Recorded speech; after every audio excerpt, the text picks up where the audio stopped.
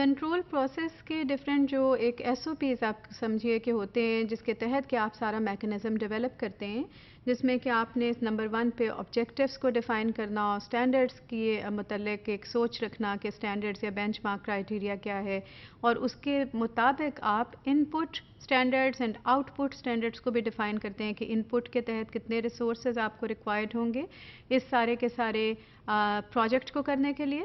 And output standards میں وہ product ہے کہ آپ کو حاصل کیا ہو رہا ہے، منیمم اس کے کیا اچیومنٹس لیول کیا ہوں گے، اس کو آپ ڈیفائن کرتے ہیں. جب آپ نے وہ آئیڈینٹیفیکیشن کر لی، you have now some thing in your hands جس کو کہ آپ پریفر کریں گے فیوچر میں ٹو آئیڈینٹیفائی کہ آپ کی پرفارمنس لیول کیا ہے. آپ کی پرفارمنس انڈیکیٹرز یہی دونوں چیزیں ڈیفائن کریں گی کہ آپ کے آبجیکٹیوز کیا تھے اور آپ کے پاس سرٹن اسٹینڈرڈس کیا تھے جو آپ کو بتایا گیا کہ this is what you are required to achieve.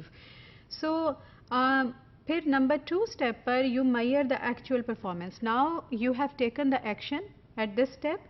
آپ نے وہ ایکشن لے لیا اور اب آپ کیا کرتے ہیں کہ you need to identify deviation اور variances between what is most desired and what really occurs. آپ پھر یہ دیکھنے کی کوشش کرتے ہیں کہ ایکچولی جب آپ نے وہ ایکشن لیا تو اس وقت کیا پروسیجر ہوا، اس وقت کون سے اسٹینڈرڈس کو آپ اچیو ایکچولی کر سکے ہیں، اور کیا یہ واقعی اس طرح کی ایک آئیڈیل سینیریو تھا یا نہیں. So you are having an observation, a keen observation on the entire performance cycle کہ جس میں کہ آپ وہ ایکشن لے رہے ہیں. And then you just also look at the standards which you have output standards that you have achieved. Effective control may not be possible without accurate measurement. یہ ادھر آپ کو ضروری ہے کہ آپ کے پاس جو میئرمنٹ کے جو بھی آپ نے ٹولز کرنے ہیں کس طرح سے آپ میئر کریں گے، وہ جب آپ اسٹینڈرڈس کو آئیڈینٹیفائی کریں گے تو اس میں آپ نے ٹولز کا بہت خیال رکھنا ہے کہ آپ ایکچوئل پرفارمنس کو میئر کیسے کریں گے. What are the tools, what are the key performance indicators actually جس کے اگینسٹ آپ نے میئر کرنا ہے.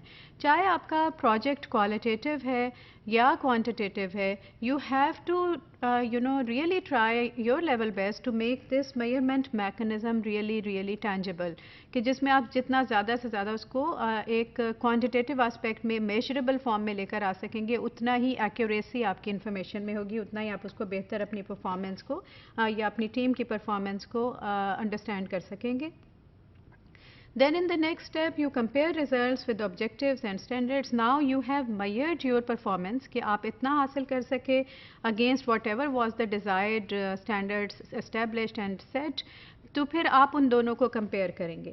آپ جب کمپیریزن کرتے ہیں تو آپ ان ریزلٹس کو اٹھاتے ہیں جو ایکچوئل پرفارمنس کے ہیں، اور آپ اس کو کمپیریزن کرنے کے دو آپ کے ذہن میں طریقے ہو سکتے ہیں. ایک تو ہسٹوریکل یا ریلیٹیو، جس میں کہ آپ یہ دیکھتے ہیں کہ آپ نے اسی طرح کا ایکشن اگر پاسٹ میں لیا تو اس وقت کیا آؤٹ کم نکلے، سیم ان پٹ تھا، سیم مور اور لیس سیم ٹیم ممبرس تھے اور اسی طرح کا پروجیکٹ تھا، تو اس وقت کیا تھا اور اب آپ کی پرفارمنس کیا ہے. یا تو آپ ہسٹوریکل انالیسس اس کا کریں گے اور یا پھر بینچ مارکنگ کریں گے، یعنی آپ کرائٹیریا جو ڈیفائنڈ ہے اور جو سرٹن اسٹینڈرڈز ڈیفائن تھے اس کے تحت آپ دیکھنے کی کوشش کریں گے کہ آپ کی پرفارمنس کہاں پہ ایگزسٹ کرتی ہے، آپ اس بینچ مارک میں کس لیول پر آ رہے ہیں، کتنے پرسنٹیج آپ نے اچیو کر لیا، آر یو ریئلی گڈ اور افیکٹو اور ایفیشینٹ اور you need to work really hard and the project was not good.